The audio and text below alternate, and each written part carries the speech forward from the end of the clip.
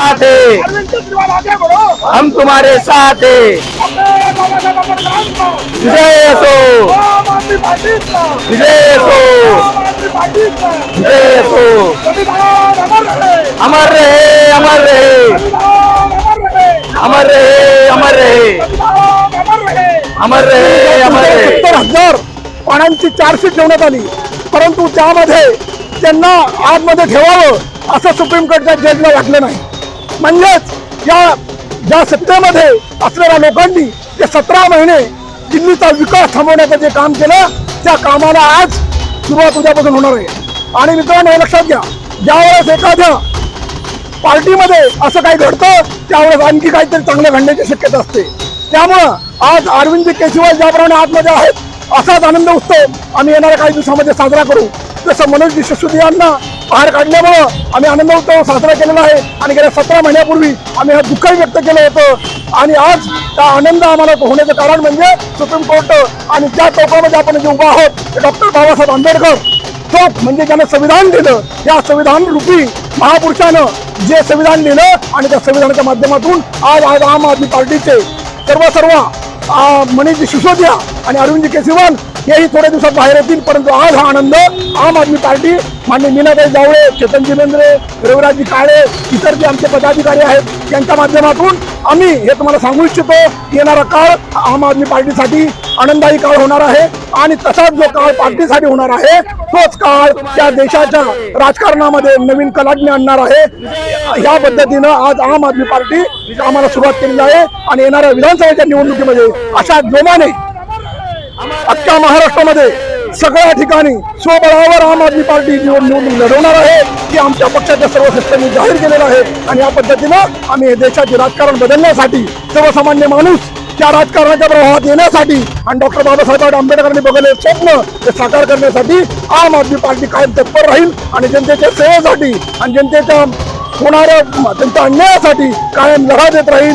एवढं ईश्वरचरणी मी प्रार्थना करतो आणि माझं 2 शब्द थांबवतो. जय महाराष्ट्र. नमस्ते. आजचा विषय म्हणजे आमचा आम आदमी पार्टीचा आज विजय झालेला आहे, तेव्हा आम्ही आनंदाने आज उत्सव साजरा करतो. आज जर पाहिलं तर 17 महिन्यानंतर मनीष सिसोदिया यांना आम्ही जेलच्या बाहेर आणलेलं आहे. आणि 17 महिन्यानंतर जो आनंद आम्ही व्यक्त करतो तो आम्ही सांगू शकतच नाही की आजचा आनंद किती आनंद झालेला आहे आम आदमी पार्टीच्या लोकांना. आज दिल्लीची अवस्था जर पाहिली तर त्यांनी काय मोठा असा गुन्हा केलेला आहे. त्यांनी असा गुन्हा केलेला आहे की फक्त त्यांनी शिक्षण क्षेत्र चांगलं सुधारलेले आहे, चांगल्या खाजगी शाळा सुधारलेल्या आहेत आणि तेच त्यांना आपल्याला भाजप सरकारला पाहवलं नाहीये. कमी वेळामध्ये आम आदमी पार्टी सुविधा करतात, चांगले शिक्षण देत आहेत आणि ते भाजप सरकारला पाहत नसल्यामुळे त्यांनी प्रत्येक मंत्र्याला आतमध्ये टाकण्याचं काम केलेलं आहे. आज मनीष सिसोदिया आतमध्ये आहे, अरविंद केजरीवाल आतमध्ये आहे, ते सर्व मंत्र्यांना आतमध्ये टाकतात. त्यांना पर्यायच नाहीये. त्यांना असं वाटतं की आपल्याला टक्कर द्यायला फक्त आम आदमी पार्टीच आहे, बाकी कोणी टक्कर देऊ शकत नाहीये. आपल्याला अरविंद केजरीवाल खूप जड झालेला आहे. मग त्यांना काहीच पुरावा नसताना कुठल्या तरी त्याच्या घोटाळ्यामध्ये अरविंद केजरीवाल यांना आतमध्ये टाकलेले आहे. मनीष सिसोदियाचं काम पाहून देखील त्यांना आतमध्ये ठेवण्यात आलेलं आहे. त्यांच्याकडे कुठलाच पुरावा सापडलेला नाहीये. आतापर्यंत जे पुरावे आहेत ते सगळे खोटे साधलेले आहेत त्यांनी. हे सगळे आताचे जे सरकार आहे ते आपविरुद्ध करत आहे. आणि आता पाहिलं तर सत्याचा नेहमी विजयच होत असतो आणि आम आदमी पार्टी हे सत्यावर चाललेली आहे. सत्यमेव जयते, सत्यमेव जयते आणि सत्याचा नेहमी विजयच असतो. आम आदमी पार्टीचा विजय असो. धन्यवाद. देशाला दिशा देणारं नेतृत्व, त्यांनी प्राथमिक शिक्षण क्षेत्रामध्ये आमूलाग्र बदल करून लाखो विद्यार्थ्यांचं ज्यांनी भविष्य घडवलं असे दिल्लीचे उपमुख्यमंत्री, शिक्षण मंत्री माननीय श्री मनीषजी सिसोदिया आज अक्षरशः 17 महिन्यानंतर सुप्रीम कोर्टाच्या आदेशानंतर आज त्यांना जमानत आज सुप्रीम कोर्टाने दिलेली आहे. महत्त्वाचं या ठिकाणी आवर्जून हे सांगायचं आहे की भारतीय जनता पार्टी नरेंद्र मोदी यांच्या नेतृत्वामध्ये आणि अमित शहा यांच्या नेतृत्वामध्ये ज्या प्रकारचं सूडबुद्धीचं राजकारण या देशामध्ये महाराष्ट्रामध्ये चालवत आहे त्याच्या विरोधात सुप्रीम कोर्टाने आज एक चपराक दिलेली आहे. आणि अतिशय लाजिरवाणी गोष्ट ही भारतीय जनता पार्टी आणि त्याच्या सर्व नेत्यांच्या विरोधात सुप्रीम कोर्टाने दिलेली आहे. मला नरेंद्र मोदीजी, अमित शहा आणि भारतीय जनता पार्टीच्या सर्व नेते मंडळांना आज एक प्रश्न विचारायचा आहे की अजून किती दिवस, अजून किती वर्ष हे सूडबुद्धीचं राजकारण तुम्ही देशात, महाराष्ट्रात आणि या सर्वसामान्य जनतेच्या विरोधात तुम्ही करणार आहात. आपल्या ह्या सूडबुद्धीच्या राजकारणामुळे आपल्या देशातील सर्व नागरिक हे कुठे ना कुठे वेठीस धरले जात आहेत.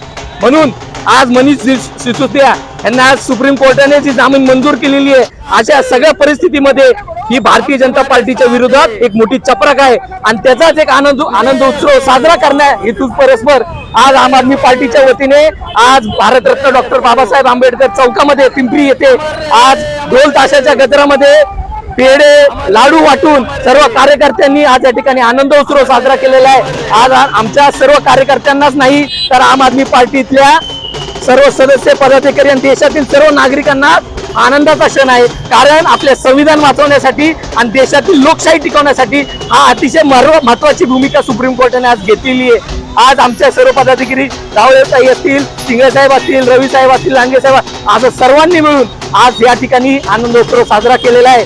आणि येणाऱ्या काळात महाराष्ट्रामध्ये देखील आम आदमी पार्टी पुन्हा ताकदीने ही विधानसभा निवडणूक लढणार आहे, ही आशय आपल्या माध्यमांसमोर मी ग्वाही देतो. धन्यवाद.